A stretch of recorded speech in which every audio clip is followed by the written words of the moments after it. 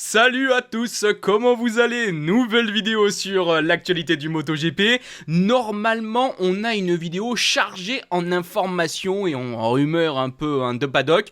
J'espère que ça va vous plaire. Et pour commencer cette vidéo, j'ai un sujet assez particulier parce que récemment, j'ai pu vivre une expérience vraiment folle lors du week-end du Mans. J'ai été invité par PlayOn, Milestone et donc le jeu MotoGP 26 pour faire donc un parallèle entre le jeu vidéo MotoGP 26 et donc la réalité du MotoGP au Mans. J'ai pu donc vivre plein de choses vraiment cool et surtout j'ai pu voir des choses exclusives que je vais vous présenter dans ce petit sujet. On va aussi donc comme vous l'avez compris faire des petites comparaisons avec le jeu vidéo. J'espère que ça va vous plaire. Alors on va commencer en retraçant un petit peu le week-end avec déjà la journée du vendredi quand j'ai pu être sur le stand Michelin et jouer au jeu MotoGP 26.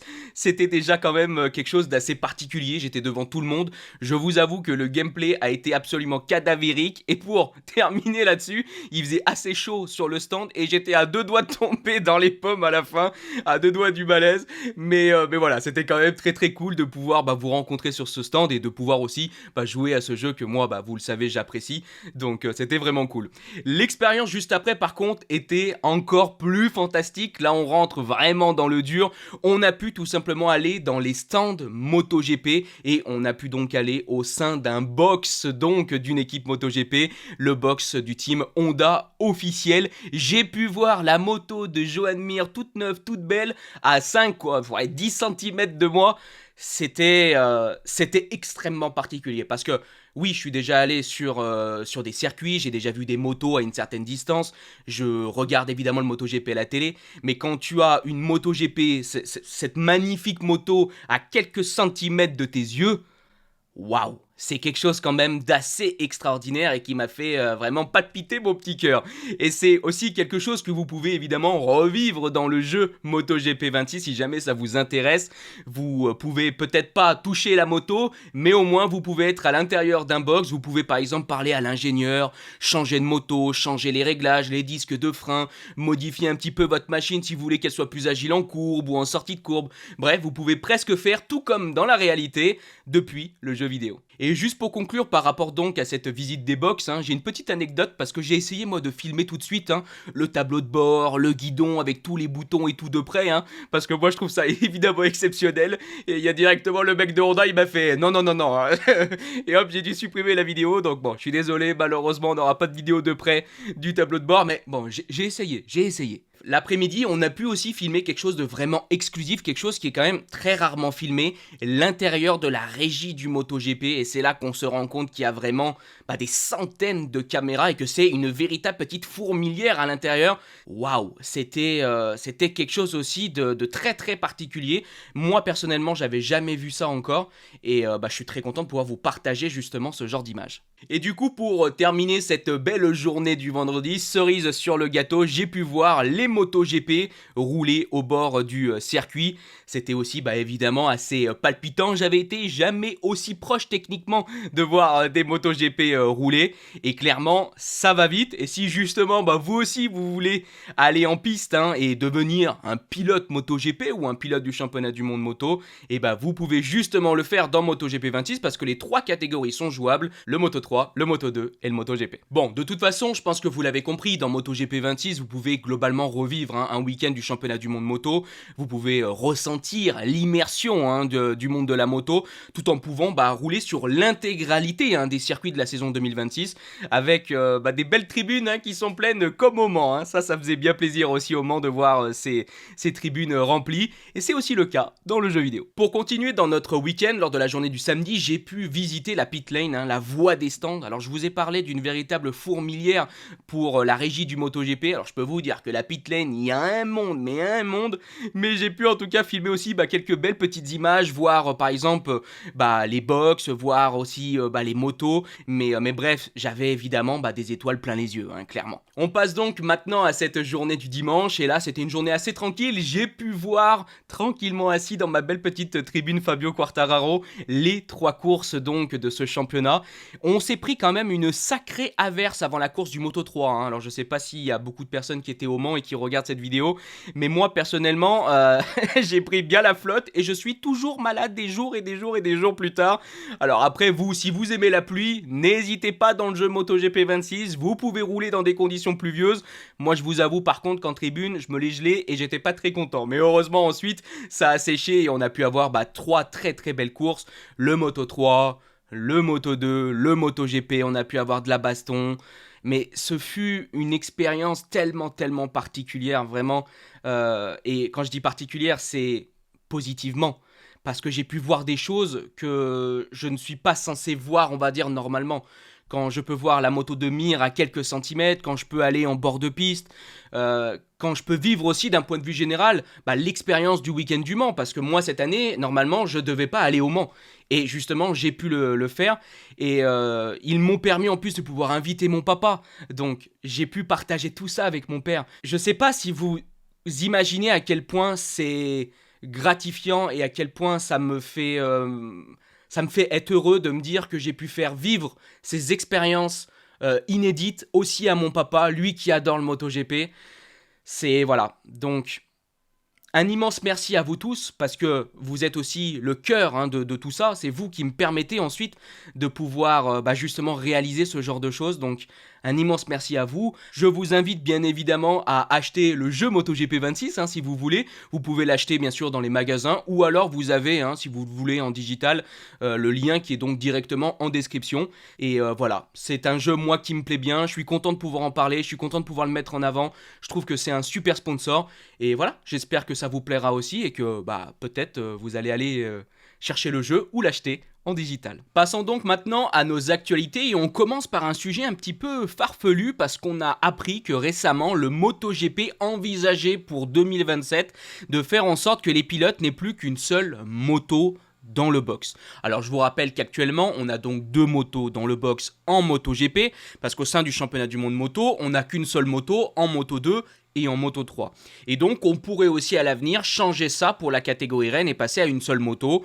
Ça veut donc dire que si un pilote chute, techniquement sur le papier, la deuxième moto, soit on va devoir entre guillemets la monter, réparer ou sinon celle qui a été crashée, ou alors on pourra peut-être sortir une autre moto, comme ce qui se fait par exemple en World Superbike. C'est la supposition que l'on a, c'est qu'on va avoir donc une moto dans le box et une moto on va dire en réserve qu'on peut sortir quand l'autre moto est cassée. D'après les infos qu'on a pu entendre d'après motorsport.com, ça serait pour une question de coût, de limiter donc les coûts pour faire en sorte qu'il y ait peut-être moins d'ingénieurs. C'est vrai qu'aujourd'hui par exemple, l'un des intérêts principal d'avoir 2 motos, c'est aussi de pouvoir faire des réglages différents sur les 2 machines et de gagner du temps pour développer la machine et pour aussi avoir des réglages ensuite peaufinés au cours du week-end. Si on passe à une seule moto, ça déjà c'est balayé de la main. Il va y avoir aussi la question bien sûr des courses flag to flag parce que c'est pareil, les courses flag to flag sont possibles parce que justement on a 2 motos. Alors je vous rappelle qu'une course flag to flag c'est quand par exemple la piste est sèche, il se met à pleuvoir, les pilotes rentrent, ils sautent sur la deuxième moto avec des pneus pluie et ils repartent. S'il n'y a plus qu'une seule moto dans le box, là il va aussi y avoir un problème. Maintenant, c'est vrai que les courses flag to flag font aussi débat du point de vue de la sécurité. Avec ce qui s'est passé à Barcelone, je pense qu'il est intéressant d'ouvrir aussi le débat par rapport à tout ça. Et peut-être qu'il doit y avoir des changements en MotoGP, comme un syndicat des pilotes. Bref, il y a beaucoup de débats en ce moment. Et on va évidemment réaborder aussi un petit peu le sujet avec justement l'actualité qui concerne Johann Zarco et les dernières déclarations qu'il a pu faire après justement ce très gros crash de Barcelone. Donc bref, quelque chose de particulier, si j'ai bien compris, ça va devoir être soumis à un vote, donc bon, on est loin d'être sur une news officielle, mais c'est l'un des points sur lequel on réfléchit du côté du MotoGP.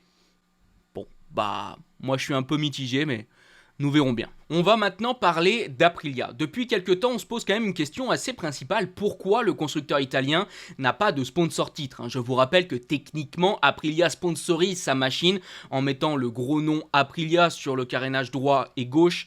Mais normalement, c'est la place qu'on va allouer à un sponsor comme pour les autres constructeurs. Mais le constructeur italien n'arrive pas à trouver un sponsor titre, un sponsor majeur. Et ça pourrait changer dès cette saison 2026 parce qu'apparemment, Monster est proche de rejoindre les rangs du constructeur. Alors il faut savoir que cet accord va donc engager Monster et Aprilia ensemble pour la suite de cette saison 2026, mais ce n'est pas encore sûr pour l'avenir. Normalement, il devrait y avoir la volonté de prolonger l'accord au-delà de 2026, mais pour l'instant c'est pas sûr, on parle vraiment uniquement de cette saison officiellement. Alors, je vous dis officiellement, c'est pas encore annoncé officiellement, mais bon, c'est presque fait. Donc, bon, bah c'est une très bonne chose pour Aprilia, je trouve que c'est une bonne news.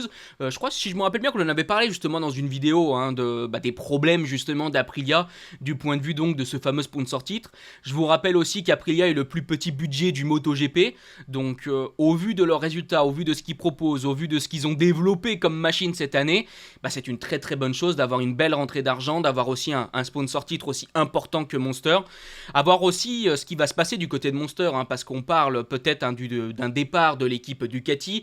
On a pu aussi parler de rumeurs d'un départ de l'équipe Yamaha.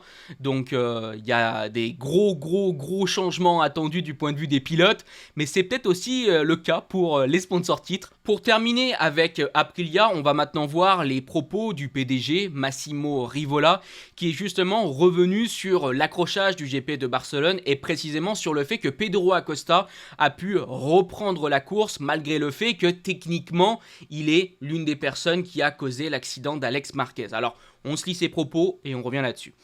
Massimo Rivola a déclaré « Sportivement, je pense que certaines choses devraient être revues. Acosta a causé le drapeau rouge, pourquoi a-t-il pu repartir? Dans une course normale, il se serait retiré. Je pense qu'un pilote qui, même pour une raison hors de son contrôle, comme un problème technique, a causé un drapeau rouge, ne devrait pas avoir la possibilité de repartir. Je n'ai rien contre Pedro, Dieu m'en garde, l'accident d'Alex Marquez à ce moment-là était inévitable. » Alors vous l'avez compris, on n'incrimine pas du tout Pedro Acosta, ce n'est pas de sa faute s'il a eu un problème mécanique et qu'il a entre guillemets donc causé ce drapeau rouge. On s'interroge plutôt sur le fait de se dire, est-ce que c'est logique qu'un pilote qui a un problème mécanique, qui voit donc sa course terminée, puisse entre guillemets profiter d'un drapeau rouge qu'il a malheureusement causé pour repartir dans la course et avoir une chance de possiblement de nouveau gagner? Et c'est un gros débat. Moi j'ai du mal à me positionner parce que il y a une question de règlement et il y a une question de vision sportive. Sportivement, pour moi, c'est pas très logique. C'est pas logique parce que techniquement, dans la course, Pedro Acosta, il a eu un problème mécanique et sa course devrait être techniquement terminée. C'est, je pense, peut-être un peu la même chose pour les pilotes qui ont chuté. Ça permettrait aussi peut-être d'avoir un peu plus de sécurité par rapport à la santé des pilotes. Parce que comme on a pu le voir, il y a des pilotes qui ont chuté, comme par exemple Di Giannantonio, et on a l'impression qu'il n'y a pas un énorme check-up médical, et on repart ensuite très rapidement. Et je pense que c'est pas très bon aussi là-dessus, donc peut-être aussi que les pilotes qui ont chuté pendant un drapeau rouge devraient ne pas pouvoir repartir ensuite. Maintenant, il y a une question de règlement, et si je me trompe pas, on ne prend pas les positions des pilotes au moment du drapeau rouge. On prend les positions des pilotes le tour d'avant, le tour qu'on a pu conclure. Donc techniquement, le tour d'avant, par exemple, Pedro Acosta, il était aux avant-postes et donc c'est pour ça qu'il est reparti aux avant-postes. Si je me trompe pas, c'est comme ça que ça marche. Je sais pas, je trouve que c'est compliqué. Parce que si il y a une chute, qu'un pilote malheureusement a pas de chance et je sais pas moi, glisse sur quelque chose et qu'il y a une petite chute par exemple. Est-ce que c'est aussi logique de dire « Ah bah non, je suis désolé, t'as chuté pendant le drapeau rouge, là t'as pas le droit de repartir ». Mais si techniquement le pilote a rien, si par exemple il a fait juste une toute petite chute, c'est peut-être un petit peu dur quand même de ne pas pouvoir laisser repartir le pilote.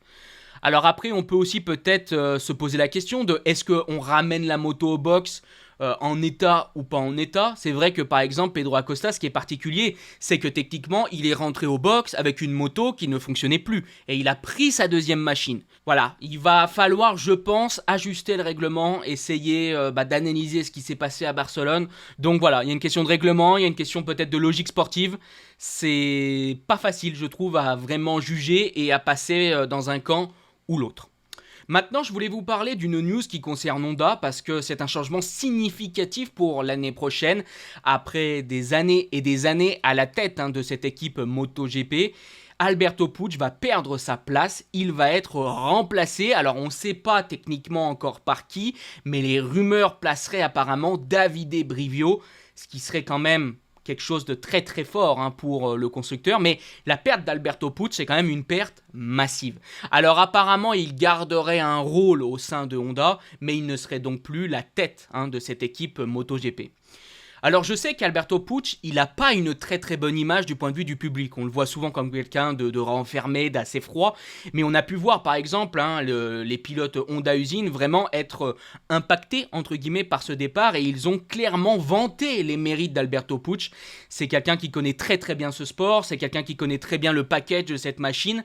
Et donc évidemment, c'est une perte techniquement pour le constructeur. Donc bon, voilà, je voulais vous parler de cette news, je la trouvais quand même assez importante. On termine par ces fameuses déclarations de Johann Zarco. Je vous en ai parlé pendant toute la vidéo. Le pilote français a fait des révélations par rapport à ce crash hein, qu'il a pu avoir lors du week-end de Barcelone, lors de cette course du dimanche précisément. Des révélations assez glaçantes et il revient aussi sur le fait qu'il a décidé de repartir hein, avec justement ce fameux deuxième départ. Bref, pas mal de propos que je trouve importants et très intéressants, donc on va se lire tout ça. Déjà sur le fait qu'il a pris ce deuxième départ, il déclare « Mon pied était déjà violet, on a mis de la glace sur la contusion et la douleur s'est un peu atténuée. C'est là que j'aurais dû décider d'abandonner. Entre les images de la chute d'Alex et le coup reçu au pied, j'ai vraiment craqué. Je n'étais plus concentré quand on s'est aligné sur la grille. » Alors on va pas pleinement se concentrer sur cette première partie de propos parce que j'en ai déjà parlé, mais ça met une nouvelle fois en lumière l'un des gros soucis de ce deuxième départ de cette course du dimanche, parce qu'on a permis à des pilotes qui étaient impactés psychologiquement et physiquement de pouvoir repartir dans une course de MotoGP. Et ça, techniquement, sur le papier, je pense que c'est pas normal. Il doit y avoir des changements de ce point de vue-là. Alors, lesquels, c'est compliqué à dire. Peut-être, par exemple, un vote anonyme du point de vue des pilotes. Et s'il y a une majorité de pilotes qui ne veulent pas repartir, et par exemple, on annule la course. Quand il se passe un crash aussi marquant, on devrait laisser du temps avant de repartir pour peut-être laisser réfléchir les pilotes, laisser les pilotes pouvoir discuter, voir aussi si l'état de santé des pilotes est bon pour les laisser repartir. Bref, il y a beaucoup de choses, je pense, qu'on devrait faire pour améliorer le côté humain de ce sport techniquement et aussi la sécurité de ces pilotes. En tout cas, maintenant, en deuxième partie, je vous montre ces révélations qu'a fait Johann Zarco par rapport à ce qu'il a pu ressentir à ce moment qui, évidemment, a été extrêmement marquant, cette grosse chute et le calvaire, techniquement, qu'il a vécu. Il a déclaré « Je suis parti en tête à queue avec sa moto et ma jambe gauche s'est retrouvée coincée entre la roue, la selle et le pot d'échappement. J'étais coincé sous les graviers hurlant de douleur. Ma jambe me brûlait et tous ceux qui accouraient vers moi avaient peur de me toucher, de crainte d'aggraver mes blessures.